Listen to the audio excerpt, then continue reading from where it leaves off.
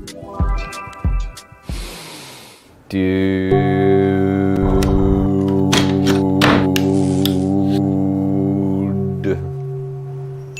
you are getting well.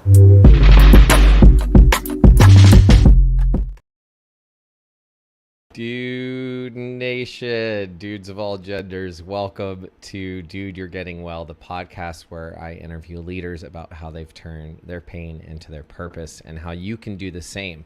Tools for transformation. For how to stop surviving and start thriving. And I'm really excited for my guest today. She is the founder and CEO of Achieving Success, LLC. She also has her own podcast, Achieving Success with Olivia Atkin. And without further ado, I'd like to welcome Olivia. Hello. Thank you for having me on. Oh, it's such a pleasure. Thank you for being here. Olivia, what had you say yes to being on this show?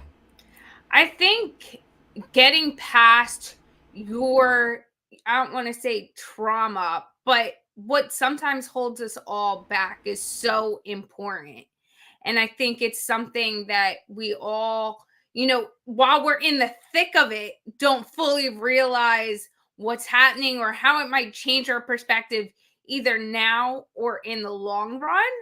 And for me, I've had lots of moments like that in my journey of life. And I think it's so important to share those moments, share those idea thoughts in that journey so that other people also know they're not alone in that journey. Oh, that's beautiful. Well, thank you just for standing for that and being the change, showing up for that and for what you believe in. What had you, we're going to be talking today about, how you have your own power. I think that's one of the beautiful things I've taken away from your work is how to access your own power and what achieving success. So talking about achieving success, I know from a male perspective, kind of the programming of the polarization of gender in our country that I felt, like some pressure to achieve some kind of success in order to receive validation and or love or what have you. And I found that very challenging as an actor and a musician and even a coach. Have three really three sort of freelance jobs, if you will. And so, being successful can look a lot of different ways at times. And oftentimes I know a lot of us tie success to our bank accounts or how much work we're doing. I wonder how you define success. So I think that's a great question. And I want to start off by really when I started my company, Achieving Success LLC, and my podcast, it was really to show the power we all have in our journeys, but also show that success can change and it can change in our journeys of life. And what we deem successful today can look 100% different down the road. So that is one thing I really focus on and kind of pulled the curtain back with clients or on my podcast. For me, that is very much true. I joke that if, 7 years ago, you asked me what I was going to be doing in my career, it was working in pro sports. My whole career, I was working for the New York Giants, and I was very, very happy. And that's what I would do. And along my journey, I've pivoted to the corporate world. And from there, I've pivoted now to working for, and starting my own company. But what it means to me today is that I'm making an impact and I'm having my purpose in everything I do. So my purpose is, as long as I know that I am making an impact in some way to someone, I've found that I've been impactful, that I've had purpose. And through that, my idea of what success looks like is really that I can walk away every day knowing I've made an impact in some way to someone, but that I've gotten done the things that are really time sensitive, and that can change throughout the day. It's not always getting, the bucket list done. of things, but getting those things that as the day is moving is really high priority. So even though if at the end of the day I walk away and there's still 4 tasks to be done, they're the 4 tasks that can realistically wait, and I don't have to sit there having this burden of, oh my God, I gotta work till 10 o'clock. I gotta work till, midnight. And I've done that. I've worked the 16, 17-hour shift and then gotten done and had other calls or done other things after that and pulled those 20 to 24-hour days straight through. But the other part of that umbrella is really, being there and being present for every moment. So also identifying in my personal life, when people call on me, I'm able to say, okay, you know what? Yes, let me be present in that moment and actually be present. There's times in our personal life where, especially owning your own company, you can't always be 100% in. You can't say yes to everything. But I try to say yes to as many things as possible. And then while I'm in that moment, trying to stay in that moment as much as possible, not checking my emails, not doing that. And as long as I can realistically tell people what to expect from me and be able to show up in the waves that I said I would show up, then I'm achieving all my success goals. Beautiful. I heard success equals impact, purpose, really intention with your time, meeting those goals. And I want to ask you a little bit more about this. I mean, you've said, thank you for telling us where, a little bit about your background. It's really powerful and definitely impressive on paper for sure and to hear. What is, before we get too much deeper into that, right there for me is, how do you know, Olivia, you've made an impact? Some of us, I know there's people out there listening who just get up, go to work, come home, try to spend a little bit of time with their family, go to sleep, do the same thing. They feel like they're just surviving, right? Mm-hmm. So what might you say to those people, and how do we know, what are some ways we can make an impact where we might not even know we're having an impact? I think, and you hit it on the head with that one, we don't always know, right? So we have to go into a situation saying, am I doing this for the right reasons, right? Am I doing it without the feeling that I need to get something back in return? Am I doing something to help someone in some way? So for me... And your dog knows how to make an impact too. Yes. We love dogs on this show. But I was thinking about that. Animals really know how to make an impact. They really do. If cats want to get your attention, if they want to be fed, if dogs want attention, or to alert us. And I have 2 of them. So when one they set starts, each other off. They set each other off. They're great. They're very characteristic. They are great little humans, as I call. The biggest one weighs 20 pounds, and she'll speak to you. She'll tell you exactly what she wants. If you go, do you want water? She'll blink her eyes twice really fast. Now she's coming in. She heard us talking about her. She just opened the door. But I really think when you don't know if you are making that impact, how I view it is, at the end of the day, am I good with knowing that when no one's looking, did I do something that was beneficial to someone else, right? So it isn't always what is perceived or what is recognized, but are you okay with, when no one's looking, did you do something genuinely you needed no return on, but was impactful to someone? So I always share this story of, recently I used to work for this small company out of South Jersey called Playmore Sport and Social Club. And I had been in conversation with someone, and I found out that they used to play, or they currently play, in one of the leagues I used to run. I used to run all their sports leagues.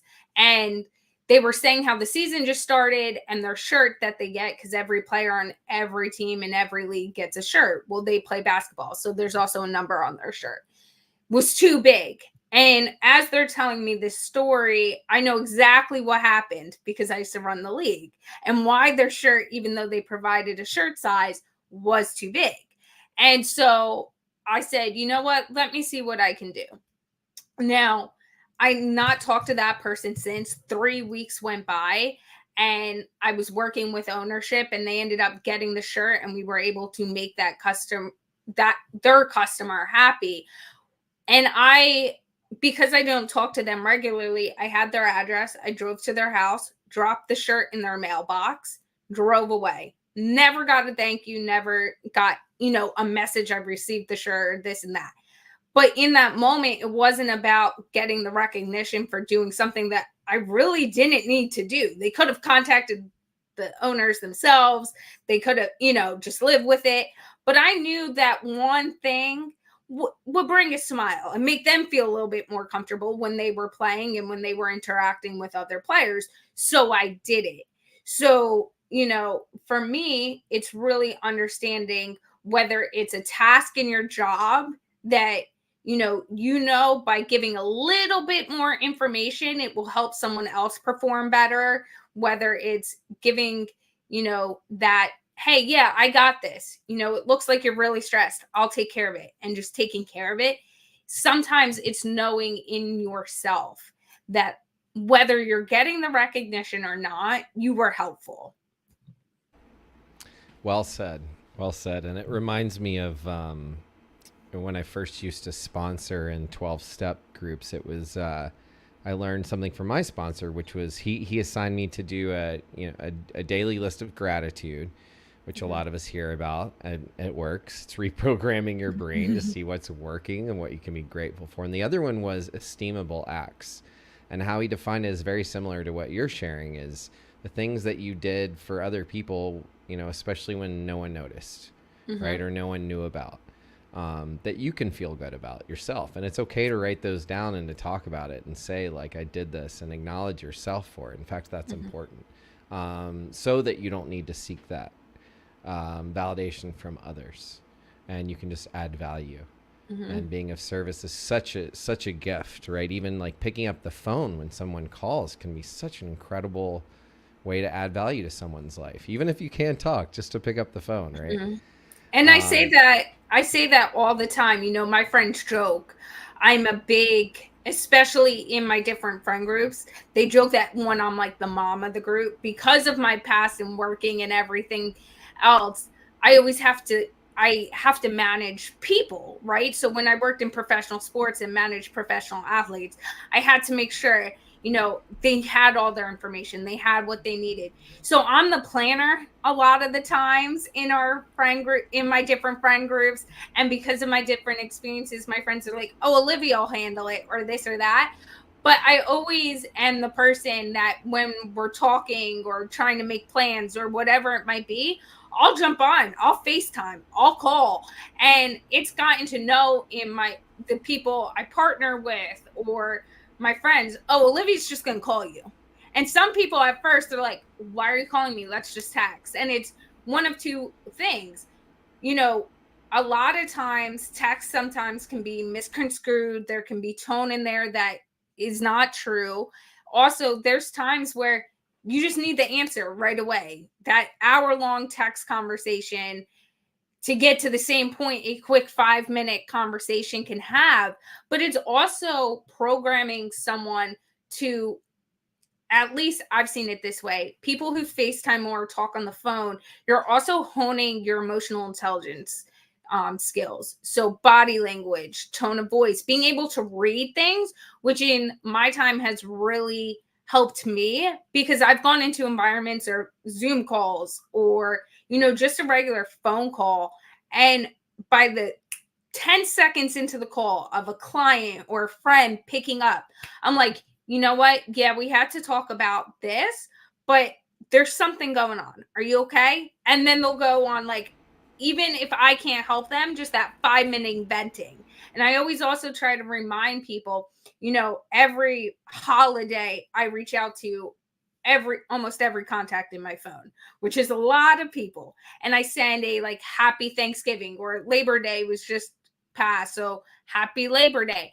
And I've had people ask me why I do that, why I'll do touch base texts of just like, hey, how are you doing? Or how's life going? Even to people who don't talk to me that regularly, or exes, in past relationships, whether they're friends or a significant other. And I've had even current significant others go, why would you reach out, when I'm not with them? And I said, because you never know the mindset someone is in. You never know the impact that will make, that someone just knows that you care enough to pick up the phone. You care enough to do a FaceTime. You care enough just to send a text that, like, and my friends joke because they know this, but like that Labor Day text, it's the same text GIF that gets sent to everyone in my phone. It's just a GIF.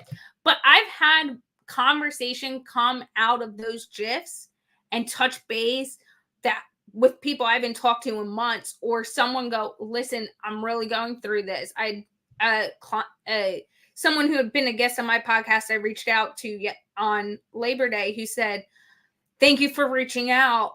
My mother-in-law just died, like literally this weekend. And like just knowing that I got that text just like gave me something positive to look at. So you never know. You really don't know whether it's something you're just not aware of, or a mental battle, or physical battle, or just, someone's getting in their own head and they need someone to just shake them up a little bit.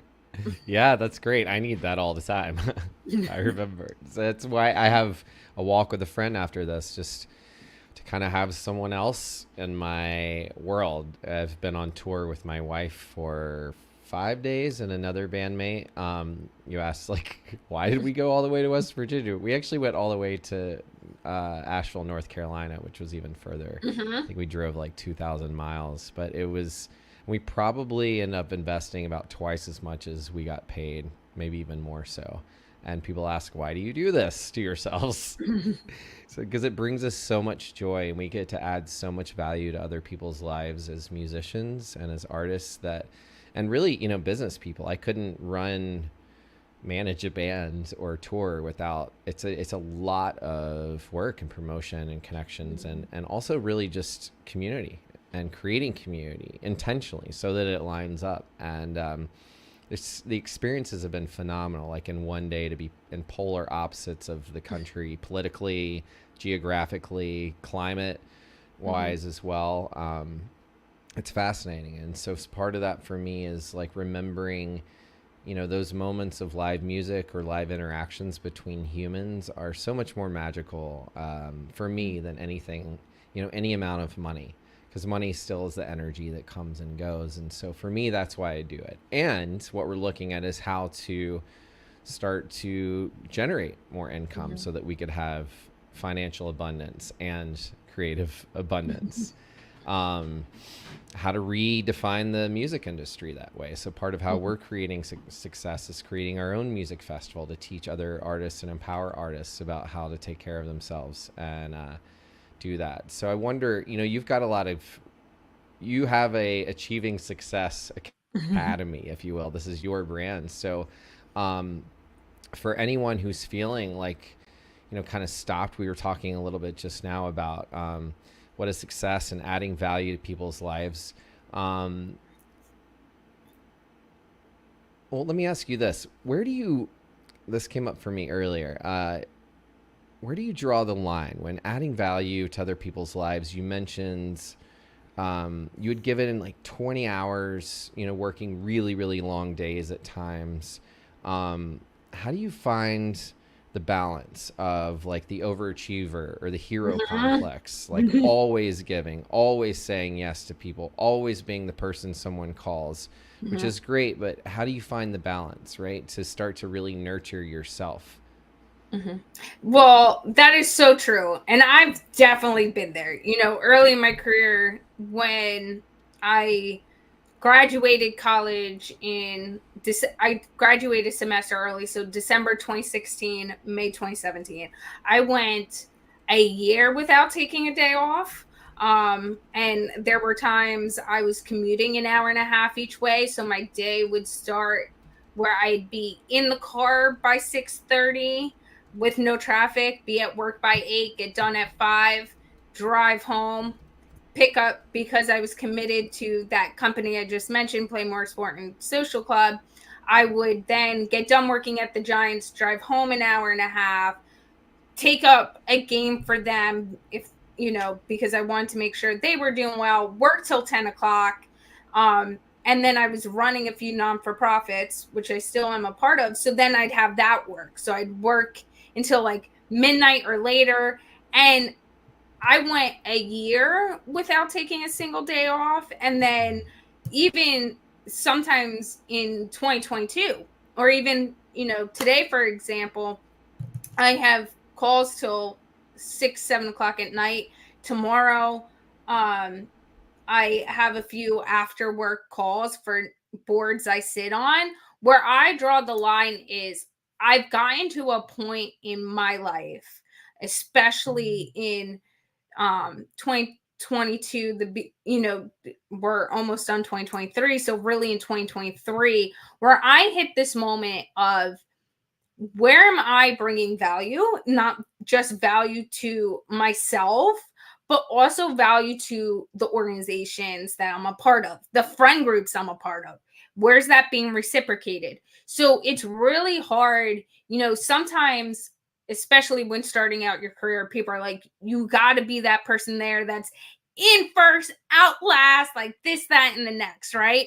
Which is true in some cases, and sometimes, and that is what you need to do. I'm not saying, hey, clock in at 9 and be out by 5 every single day.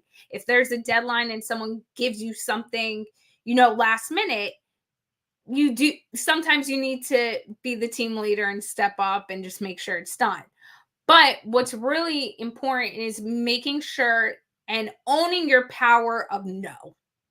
It is okay sometimes to say no. So how I look at things now is, what will, whether it's 9 to 5, what am I willing, meeting wise, work wise, what is realistic for me to get done in this day? So if something comes up on my plate where I'm looking and I've told someone the deadline is 2 weeks from now, right?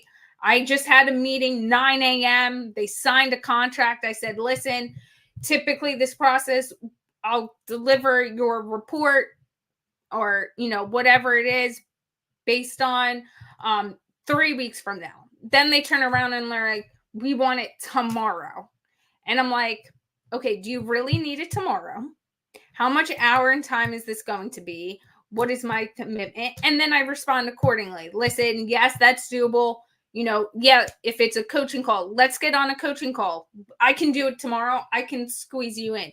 If it's the organizations, for example, that I volunteer on, I sit on boards on, I've gotten to a point where I say, okay, am I being heard? Is my opinion being valued? Is the time commitment feasible right now, right? Not just a time for a monthly meeting, but all the things that might go into that, right? So, if an event comes up, realistically, if I sit on this board, is that likely to happen? And am I likely to be able to help with that?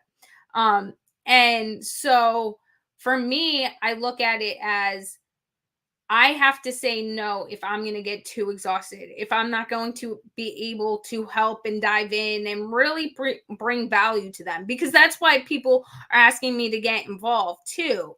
The other part of that is the same when it goes to your personal life. You might want to go out on a Wednesday night with the boys or your friends at, 8 o'clock, and all of a sudden they're all drinking and you're having a good time and you want to stay out till 2 in the morning. Is if that's the path that's going to go down and you have that 8 a.m. meeting, do you really, hey, yes, I can come, but no, I have to leave by 9 p.m. So you can still participate, but it's really identifying where in that moment your boundaries are, but also understanding that your boundaries can shift. Just because you say yes to something today or no to something today does not mean you say like yes or no to something tomorrow. It's also setting those boundaries with friends. I've had friends in 2023 that I've been friends with. I had one friend I've been friends with for 15 years. And it was a very much, it got to a point where, again, I took the time to really go, I'm super busy and I'm really dedicated on these things. And friendship wise, it isn't just one for me, one for you, but let me sit back and see the people who aren't checking in on me at all, aren't, and this one friend, we hung out in January and I was like, something's just not synced right. I'm always the one reaching out. I'm always the one making plans, which that's my personality. And this individual, her personality is just like, we talk, I'm not good at reach outs. But I really sat there and I said, for 15 years of friendship, this conversation and this dinner was very surface level. So let me see when she reaches out to me. 3 months went by, no reach out. 4 months went by, no reach out. She's looking at all my social media stuff, which is great, but that's not an in-depth friendship. That's not what I need. And so I got to a point where I said, you know what? We've been friends for 15 years, but I'm in a place where I'm growing, where, those friends who are texting me, who are trying to make plans with me regularly, they're the ones who also, they value my time, they value what I'm doing, they value everything. So let me value and water them as well and help them grow. Beautiful. And so sometimes it's understanding that balance too. Like, it's okay to walk away from things and it's okay to say, not right now. Like, this isn't the friendship I need right now. And that is okay. And listen, who knows in 6 months, a year, where, things might shift, but not right now is just as important as yes right now. Love that. That is so well said, Olivia. It took me a long time as a former or still people pleaser in practice, to really own that no and to let that be enough. And not right now is great too. Like, that doesn't have to be a no forever. And you can honor where you are right now. And I heard, even changing your boundaries, if that shifts tomorrow, that you can control that and communicate that. And I think it's really hard. One thing you just said that I think is so true, because I am a people pleaser. I still, even though I balance so many things in my personal life, when a friend reaches out to me, especially a local friend, I'm like, yeah, I'll make it work, or a boyfriend wants to go on a date. Okay, let me rearrange that calendar, even though I had meetings tonight and you don't know it. Let me rearrange the calendar because I know your availability and this and that. So, like, let me shift that around. But I think, I've had conversations too where people will reach out to me and I'll be like, no, especially recently, where I had a group of guys I'm very close with who they'd always text me at like 1 a.m. on a Saturday and be like, hey, we're having an after party. It was guys' night out. Now we're all like going to hang out. Come hang out with us. And recently I said to the person who always texts me, I was like, no. He's like, what do you mean no? You always come through. And I'm like, I have to be up early tomorrow. And he's like, okay, so you always say yes. Like, just come on by. And I'm like, actually, I'm going to be up early because I was just a TEDx speaker and we had these calls on Saturday mornings or Sunday. And so congratulations.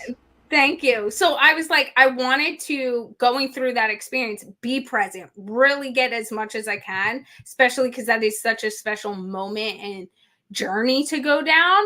And they were like, well, what do you mean? And that person and the group, because then he got all of them to start like trying to get me to say yes. And I was like, it just means not this weekend.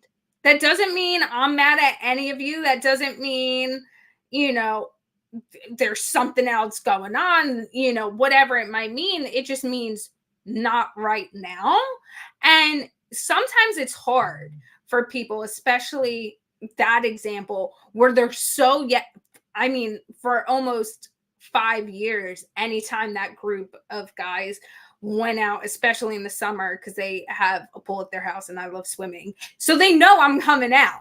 They know I'm coming. We're playing music and we're having a good time.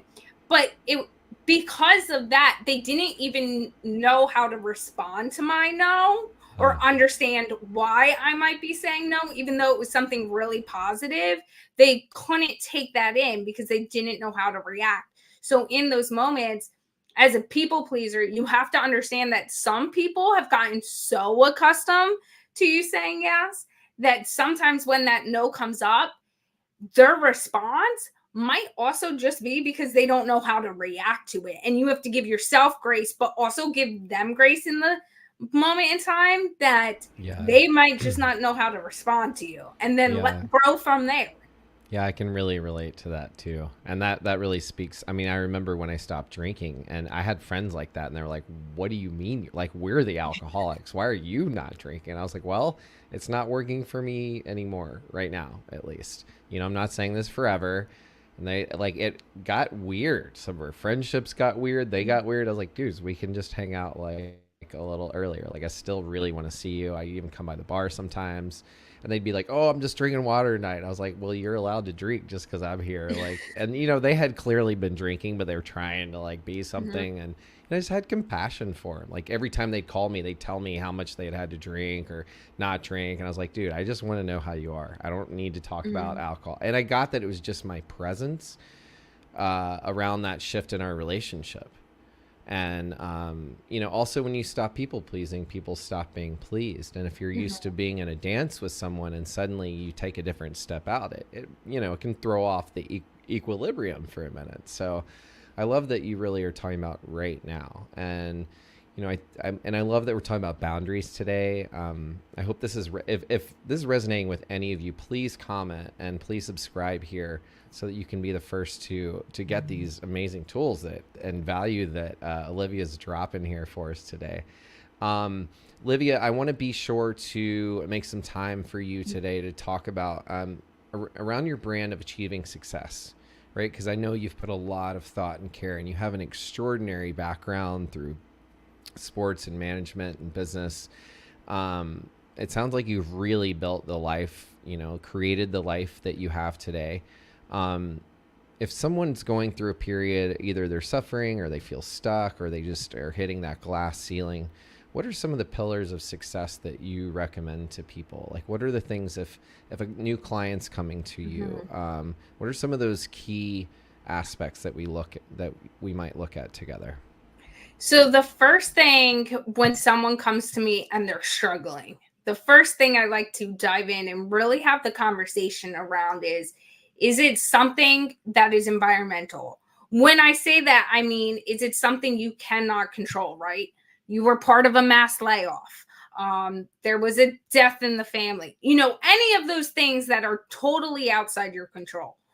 Or are you struggling because your biggest enemy in the moment is you?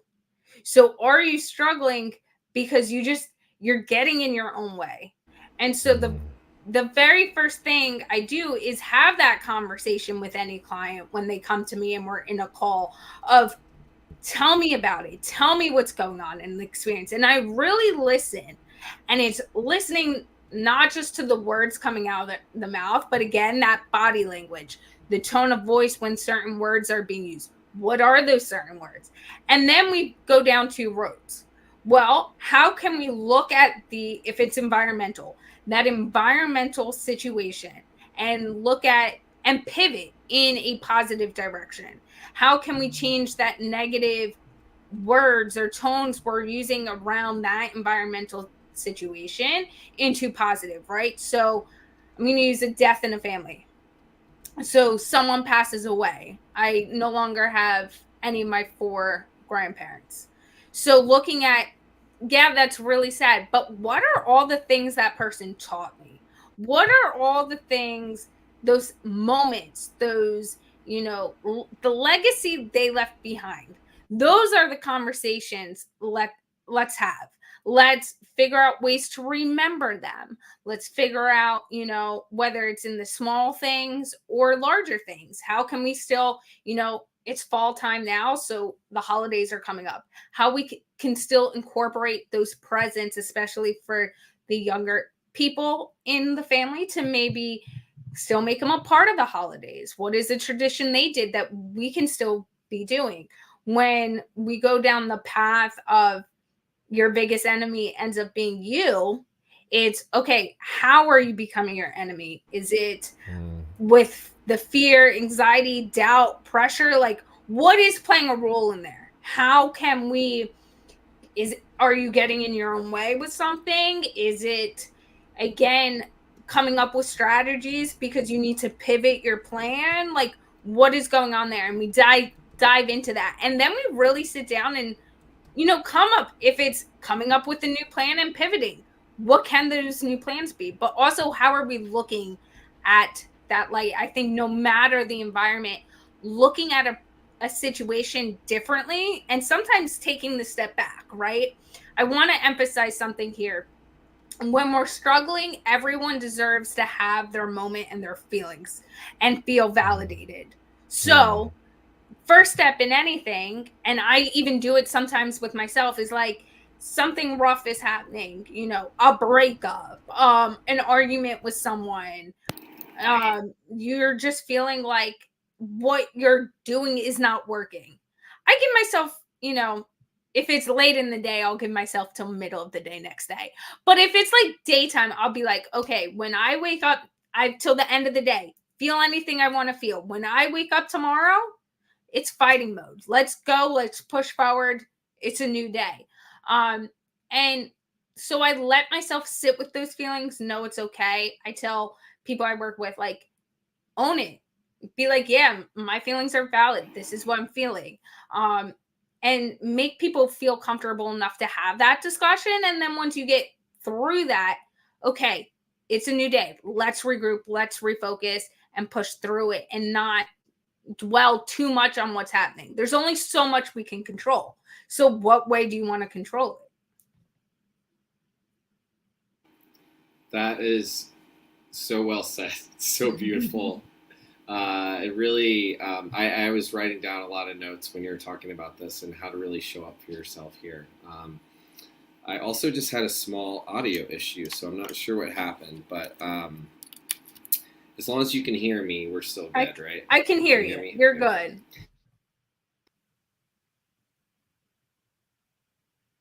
Now I can't hear you.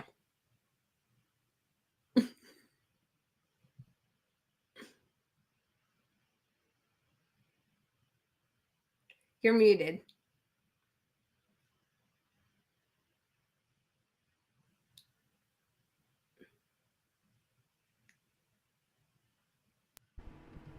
There we go. I already hear you back. Now. Great. We're back. Stand by. All right, we're back. We are back. Okay, cool. Thank you. I had you until about that last minute. I think everything just reset, so we're good. So I'll note for my editor. And thank you all for still listening. There's still people here with us, so thank you for holding on. If you have any questions for Olivia that you haven't heard, been asked yet, feel free to type them in the comments below or reach out to her. And Olivia, what's the best way for someone to get hold of you today? So you can email me directly. My email is Olivia, OLIVIA.Atkin, ATKIN, at achieving-success.com. I answer and read every single email that comes through myself. So you will definitely get an email response. You can also reach out to me on LinkedIn at Olivia Atkin or any of the Achieving Success social media platforms. We're on every platform. So you reach out, I will respond. Incredible. That's such a that's great that you've got all that access right there. And I also wanted to acknowledge earlier too how you talked about people's feelings really needing to be heard and validated, and you talked about being your own enemy as well, and all those things. I hope if you're listening or if you're just coming in late, you can go back and check that in. We have the timestamps here. Let us know what's landing, and don't forget to subscribe here. Olivia, what is we've got just about 10 minutes left. I want to ask you some questions that we ask all of our guests, and that is, what does your self-care routine look like today, if you have one? I do. And listen, we're being real, so let's be real. Yeah. So if you're looking at my work week, I wake up and no matter, sometimes it's 3 a.m., sometimes it's 7 a.m. No matter what time I wake up, Monday through Thursday, the very first thing I do is a 10-minute workout.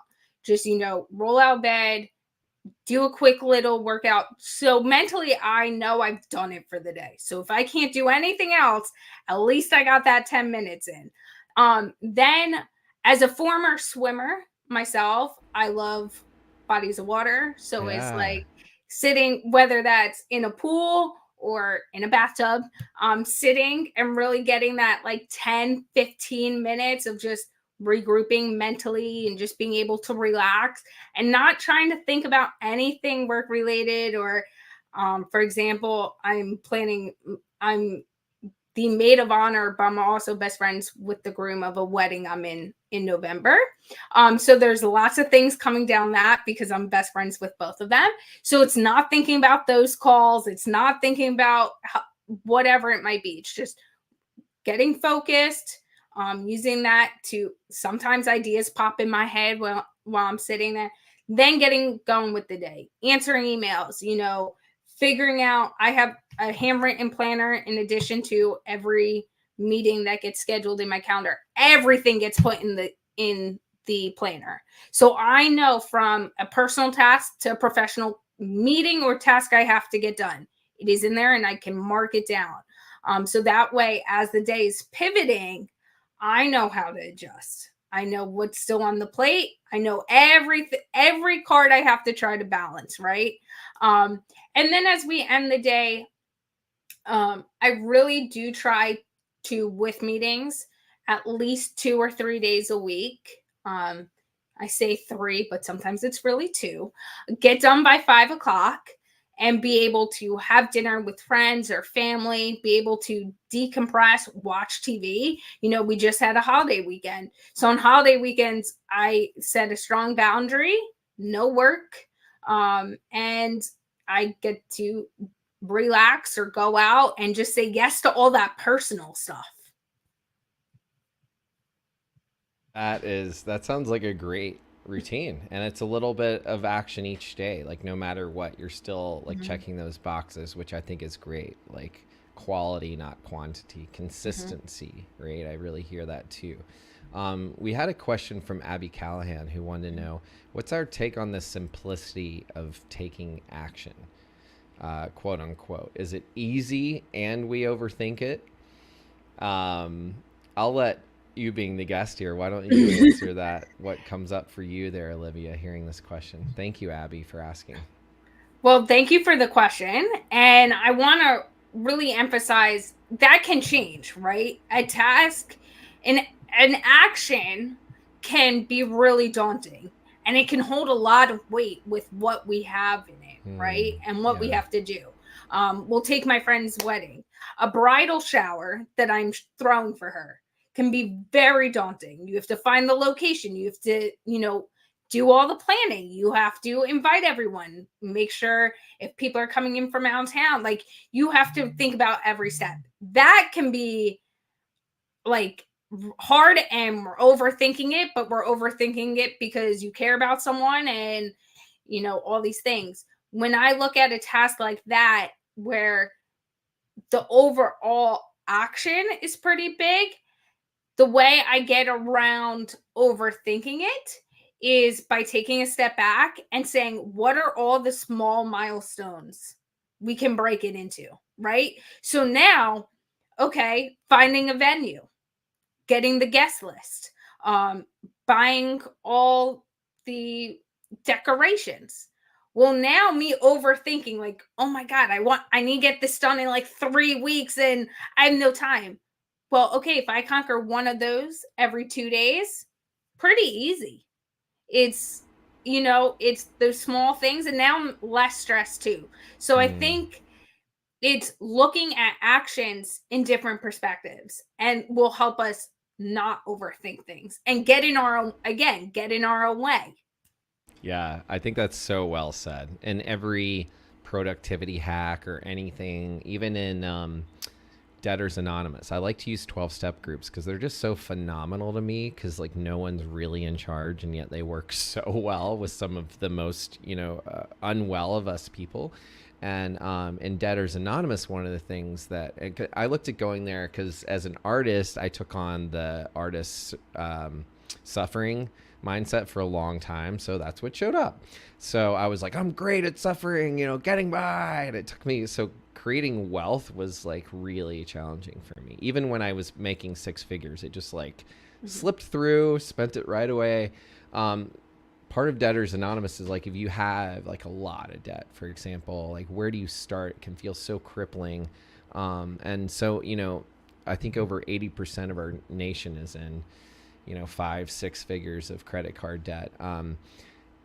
It's those micro tools that you spoke of, Olivia. Like, one of the things, I had a class for artists then, and now I teach them.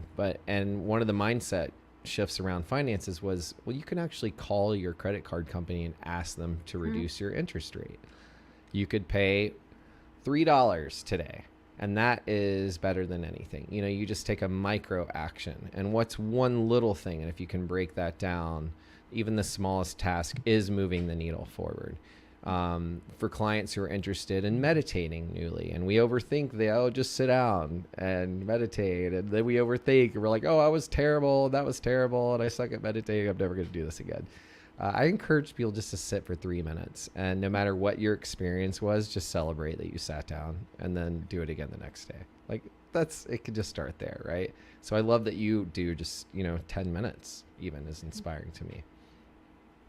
So thank you for that question, Abby, and for your great response to Olivia.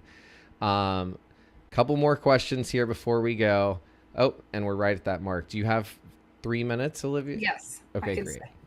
So if your life were a Hollywood film, up until this point, what would be the title of it? I kind of want to go with the title of everything I do, Achieving Success. So achieving Olivia's success.